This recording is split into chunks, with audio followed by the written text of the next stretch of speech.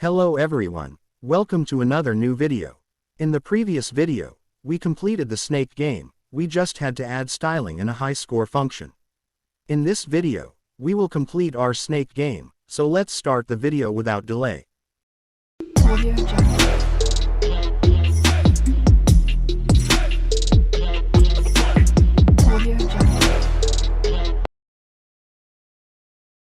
First, we will add a div tag and give it a class name of score.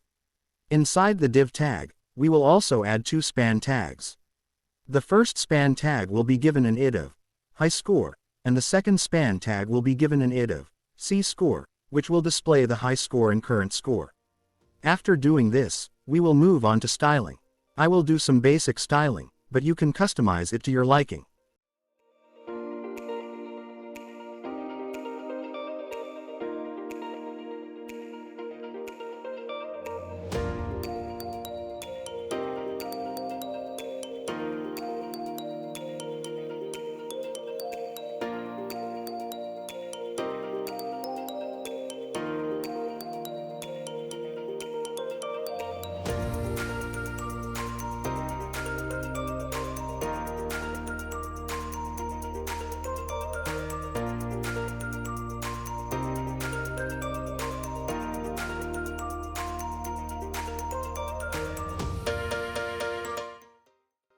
After styling, we will look at the high score function in JavaScript. First, we will create a variable named score, which will have a default value of 0. To display the high score, we will select the span tag that we gave the id of high score. Now, we will need to add a condition that will display the value of the high score saved in local storage. In this condition, we are checking if there is an item set in local storage with the name snake score. If there is, we will display the high score element. If there is no value set in local storage with the name snake score, we will display 0 as the high score. After doing this, we will need to set the high score and display the current score. For this, we will need to go to the condition where the food is eaten. Inside this condition, we will need to add another condition that will check the value of the high score saved in local storage. If the value of the high score is greater than or equal to the score, we will update the value of the snake score item in local storage with the value of the score. This will give us the new high score value. After doing this, we will need to increase the value of the score.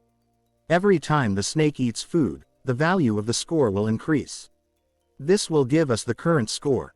To display the current score, we will select the span tag that we gave the id of C score. Inside this, we will display the current score using the inner text property. So guys, our game is complete. Let's see the final result.